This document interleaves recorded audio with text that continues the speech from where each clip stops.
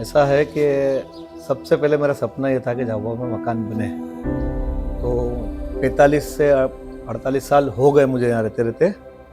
फिर मैंने ये 12.5 बाई 50 का एक प्लॉट ये वाला जो मेरे जिस पे मकान बनाया वो देखा, और 100% रिव्यू तो ये है कि इतनी छोटी जगह में आपने मकान कैसे बनाया। सबसे पहला सवाल ये आता है। So in architecture, scale is often taken as a luxury. But when you are working with a plot size of 650 square feet, the real challenge isn't about how much you can fit, but it's actually about how much you can liberate. So when we first saw the plot, the site constraints were immediate. We had a G+2 structure on one side and a G+3 structure on the other side. Now what that meant was the southwest light and the northwest light were completely cut off from the plot. Now our primary challenge was how we flood a vertically landlocked space with natural light. In a narrow plot, the middle usually becomes a dead zone. So we planned a central stairwell that becomes the soul of this home. We planned a massive glass cutout and glass bridges on every floor. This ensures that from third floor down to the ground floor, the entire core stays illuminated. This inside out connection allows us to see the sky even from the heart of the house. जैसे मेरे सुबह आँख खुलती है तो direct आसमान ही मुझे दिखता है, और जो आसमान जो दिखता है तो एक लगता है कि मैं कुछ खुले वातावरण में मैं रह रहा हूँ, और एक फार्म हाउस जैसा है। मतलब नेचुरल जो रहता है वो मिलता है। दिन भर उजाला रहता है और लाइट का तो कुछ चालू करने का जरूरत ही नहीं पड़ती है उस तरह से। The client brief was very specific about the hierarchy of space. The ground level should be public, first level should be semi-public, and the rest should be private. On the ground floor, we planned formal living space and a multi-purpose space. We positioned kitchen and the family living room on the first floor. Centered to this, we planned a glass bridge which act as a light anchor for both the volumes.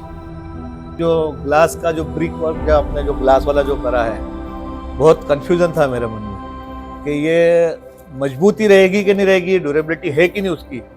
तो उस चीज़ को लेके भी मुझे बहुत confusion था, पर मैंने बोला कि नहीं आप करो, और जो हुआ उसके बाद जो रिजल्ट है वो अच्छा रिजल्ट है। पूरे घर में दिन भर लाइट रहती है।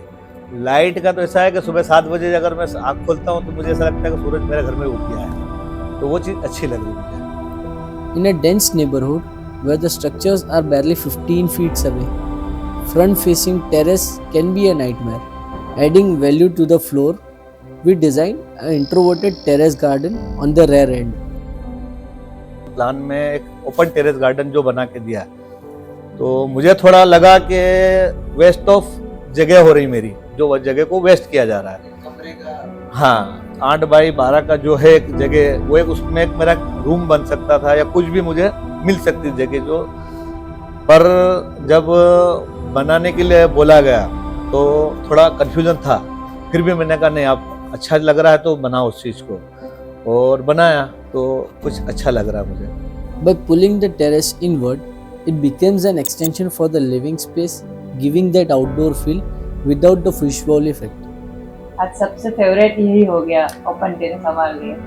क्योंकि इस जो ओपन टेरेस में जब मैं बैठता हूँ लिविंग रूम में, मेरा फेवरेट एरिया जो है लिविंग रूम है, तो लिविंग रूम में जब मैं बैठता हूँ तो मुझे नेचुरल लाइट मिलती है। जो धूप है, हवा है, जो बाहर का जो नेचुरल वातावरण जो दिखना चाहिए वो सारा मुझे यहाँ से दिखता है, ताकि एक बंद कमरे में मुझे ये चीज़ नहीं मिल पाती। तो एक नेचुरल हवा, नेचुरल लाइट और एक अच्छा शुद्ध वातावरण मुझे मिल रहा है, अच्छी हवा आ रही है यहाँ से। As we move upstairs, the master bedroom was strategically positioned on the front edge, giving direct exposure to the road.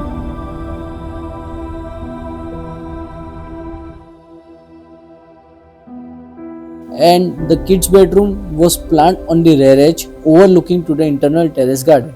Even with this room being at the opposite end of the floor, the open plan nature The central light well ensures that no corner is being isolated or dark. So, this project is a proof that luxury always isn't measured in square feet, but it is measured in the quality of air that you breathe and the light that you wake up to every day. A 650 square feet home doesn't have to feel small, but it has to be smart. We have prioritized light over walls, flow over furniture. Exactly. मैं संतुष्ट हूँ, पूरा संतुष्ट हूँ, क्योंकि जिस हिसाब से उन्होंने जो प्लॉट का एरिया जो था उसमें जो बना के मुझे दिया है वो काबिल तारीफ है, और मेरे जो सपनों में मैंने जो सोच रखा था उससे भी कहीं अच्छा बना के उन्होंने मुझे दिया है. So, we have created a home that doesn't just house a family, but it empowers them.